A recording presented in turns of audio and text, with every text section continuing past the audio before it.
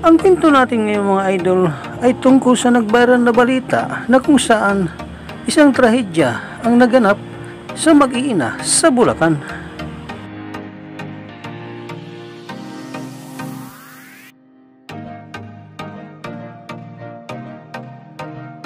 Noong May 15, 2025, araw at taon na hindi malilimutan ng buong pamilya ng mag-iina sa Bulacan. Na kung saan mga idol ay sinunog ng sariling ina ang kanyang tatlong mga anak. Subalit bago nangyari mga idol ang mga pangyayaring ito na kung saan mga idol ay sinunog ng sariling ina ang kanyang tatlong mga anak.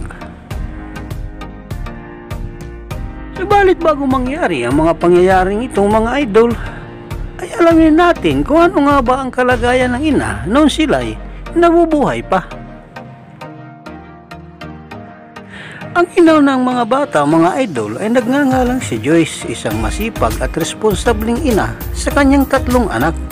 Si Joyce ay napag-alaman ko rin mga idol na isa pala itong vlogger at social influencer na ayon nga mga idol sa atin nakalap na impormasyon sa bawat journey ng mga bata ay ipinopost ito sa social media ng ina na si Joyce.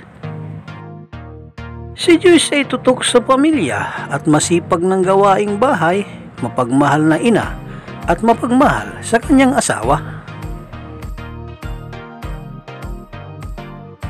At katunayan nga nito mga idol, tuwing may okasyon patungkol sa asawa ay palagi niya ito binabati katulad na lamang sa Happy Father's Day.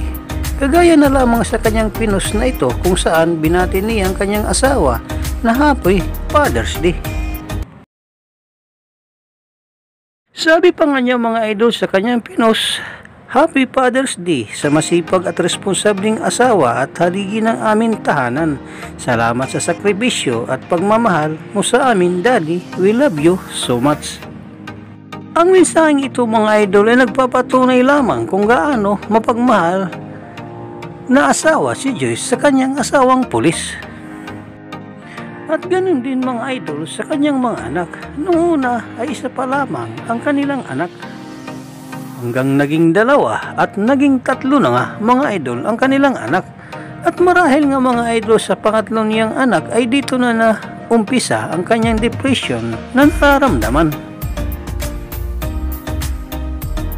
Madalas mag-post noon ni Joyce sa social media, sinong mag-aakala ang totoo niyang nararamdaman at sinong mag-iisip na siya ay may nararamdaman na depression. Natanging siya lamang mga idol ang nakakaalam. At dahil nga mga idol sa tindi na dumapo sa kanya na problema ay hindi niya ito nakayanan at hindi niya alam kung ano nga ba ang kanyang gagawin. Ang depression mga idol ay isang sakit na sumisira sa utak ng isang tao na kung minsan ay hindi nating alam kung ano nang ating ginagawa sa buhay. Dahil nga mga idol ay dinaranas ni Joyce ang ganitong sakit ay nakakapag-isip siya ng mga negatibong pag-iisip na tanging siya lamang ang nakakaalam. At dahil nga mga idol siya lamang nag-aalaga sa kanyang tatlong anak ay dito na siya nakapag-isip ng mga negatibong pag-iisip na tanging lamang na siya lamang ang nakakaalam. At masasabi niya sa kanyang sarili na ang problema niya ay wala ng solusyon kundi ang magpakamatay kasama na ang kanyang tatlong anak. Marahil nararamdaman ito ni Joyce mga idol dahil nasa malayong lugar ang kanyang asawang pulis. At dahil nga mga idol na kung saan sa malalayong lugar na didestino ang kanyang asawang pulis ay hindi ito masuportahan mentally, emotionally ang mga problema na nararamdaman at nararanasan ni Joyce. Dagdag pa nga mga idol na hindi magandang pakikitungo ng kanyang biyanan sa kanya.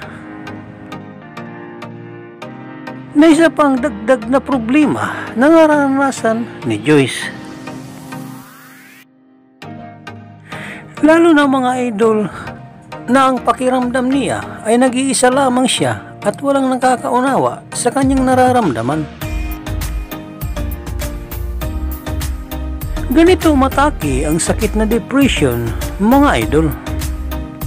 Sa akin mga idol, ang sitwasyon ni Joyce ay para sa akin ay napakahirap, lalo na siya lamang ang nag-aalaga sa tatlong niyang mga anak. At dagdag pa rito mga idol ang problema niya sa maliit na halaga na sustento na ibinibigay ng kanyang asawang pulis. Biruin ninyo mga idol ay 2.5 lamang ay binibigay niyang sustento sa kanyang pamilya sa buong isang linggo. Hindi ba't hindi ito kakasya sa mahal na mga bilihin sa ngayon? Baka sa gatas pa lang ay baka mga kulangin na ito idol sa buong isang linggo sa taas ng bilihin natin sa ngayon. Marami ang nagsasabi at nagtatanong kung bakit hindi na lang magtrabaho si Joyce kung nakukulangan ito sa binibigay ng kanyang asawang pulis. Marahil ang kasagutan dito mga idol ay sa maliliit pa ang kanyang mga anak at wala siyang maiwanan na matinong mag-aaruga sa kanyang tatlong mga anak. Total kung sasamuhin mga idol ay sapat naman sana ang kita ng kanyang asawang may ranggong korporal kung talagang gusto niyang magbigay ng tama sa kanyang pamilya. Hindi na sana problema ng kanyang asawa ang pira kung maayos sana ang kanyang pagbigay ng sustento sa kanyang pamilya na naging dagdag ito ng suliranin ni Joyce. Sa araw-araw na ginawa ng Diyos ay laging problema ni Joyce ang pinansyal na kanyang kailangang gagastusin para maasaayos ang pangangailangan ng kanyang pamilya dahil kulang na kulang ito na binibigay ng kanyang asawang pulis. Subalit hindi lamang ibig sabihin mga idol na kapag ikaw ay irresponsableng ama ay pinansyal lamang ang iyong ibibigay sa kanila. Bilang isang haligi ng tahanan na hindi lamang pinansyal ang kanilang kailangan, dahil higit sa lahat ay kailangan din nila ang totoong pagmamahal, emosyonal at sariling pag-uunawa sa mga problemang dumarating sa inyong pamilya. Upang hindi sila mag-isip ng mga negatibo para sa iyo. Ito ang sinayang mga idol ng isang pulis na ama ng kanyang tatlong anak na kung saan ang kanyang asawa naman ay maganda at mga cute pa ang kanyang mga anak. Na kung saan mga idol ay nawala lamang sa isang idlap. Mahirap man unawain mga idol ang ginawa ni Joyce, subalit naiintindihan ito, nauunawaan mga idol ng mga nakakaranas ng depression. Sana mga idol na maging aral ito sa inyo o sa ating lahat na huwag nating ituloy na ang ating mga binabalak na hindi naman maganda. At sana upang maiwasan ang lahat na ito ay huwag makalimot sa ating Panginoong Diyos kung sakali tayo dumaranas ng mga mabibigat na problema. Na laging tumawag sa Kanya at isigaw ang lahat nating mga problema dahil pakikinggan ito, dahil Siya lamang ang tunay nating matatawagan sa oras ng ating kagipitan. Na kung saan mga idol ito ay tanging Panginoon lamang ang nakakarinig sa lahat ng ating mga kahilingan o mga dinudulog na mabibigat na problema. Dahil siya lamang ang ating sandigan sa lahat na problema na dumarating sa ating buhay. Ang depression mga idol ay hindi biro na kapag ito'y dumapo sa katulad ni Joyce na nagdagdag sa kanyang problema bilang isang ina. Kung kaya sana sa lahat ng mga magulang, sa lahat ng mga asawa, mama o papa ay maging responsable sana tayo sa ating pamilya o asawa. Upang hindi na humangtong sa ganitong mga pangyayari. At sana pakinggan natin ang kanilang mga problema at hanggang maaari nga mga idol ay damayan natin sila sa physically, emotionally, mentally at lalo na sa financial na kanilang pangangailangan. At higit sa lahat mga idol ay ang ating spiritual na pananampalataya sa ating puong may kapal na siyang lalong nagpapatibay sa isang relasyon bilang isang mag-asawa. At lalong magpapatibay ng bigkis ng pagsasamahan ng isang masayang pamilya.